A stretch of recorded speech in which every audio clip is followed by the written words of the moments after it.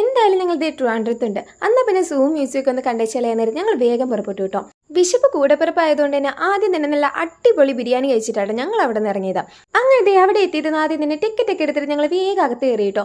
പൊന്നുസ്ഥിതി അച്ഛനെ കൈയും പിടിച്ച് പോകുന്നുണ്ട്. ആദ്യത്തെ ആകാംക്ഷയ്ക്കുള്ള കുറച്ച് കഴിയുമ്പോൾ അവൾ എൻ്റെ ഒക്കെ തന്നെ വരുമെന്ന് എനിക്ക് നന്നായിട്ട് അറിയാം. ആദ്യം തന്നെ എൻ്റെ കണ്ണിപ്പെട്ട് നമ്മുടെ കുരങ്ങൂട്ടിനെ ആട്ടോ. ഒത്തിരി വെറൈറ്റി കുരങ്ങളൊക്കെ ഉണ്ടായിരുന്നു. അവൻ ദേ മരത്തിലൂടെ കയറി നടക്കുക. എന്ത് ചെയ്തും വീഡിയോയ്ക്ക് പോസ്റ്റ് ചെയ്യുന്നില്ല.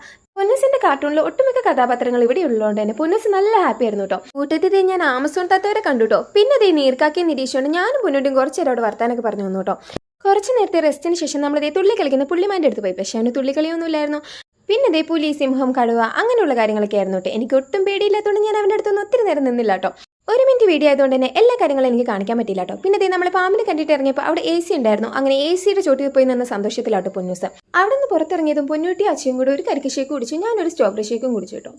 അപ്പോൾ ഓക്കെ ബൈ. മറ്റൊരു വീഡിയോ ആയിട്ട് നാളെ കാണാം.